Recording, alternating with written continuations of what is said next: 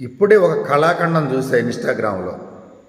అమ్మ తేజ అనే పాస్టరు ఆయనకి ఎవరో ఒక సూటు బహుమానంగా ఇస్తే ఆ సూట్ వేసుకొని పుల్పీట మీదకి ఎక్కి ప్రసంగం చేస్తున్నప్పుడు ఆయనకు అభిషేకం అనేది పోయిందట.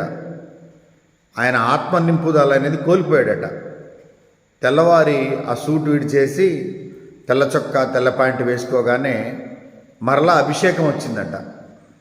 అసలు ఇతను ఏ బైబిల్ కాలేజీలో చదువుకున్నాడు? ఇతను సెక్యులర్ స్టడీ ఏంటి? అసలు బైబిల్లో ఇతనికి ఎన్ని పుస్తకాలు ఉంటాయో తెలుసా?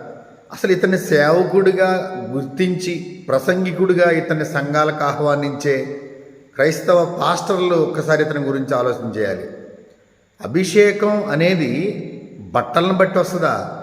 అంటే తెల్ల బట్టలు వేసుకున్న వాళ్ళు అభిషేకం కలిగిన వాళ్ళైతే సూట్ వేసుకొని ప్రసంగం చేసే జాన్ వెస్లీ గారు, సతీష్ కుమార్ గారు, స్టీఫెన్ పాల్ గారు వీళ్ళందరికీ అభిషేకం లేనట్లా?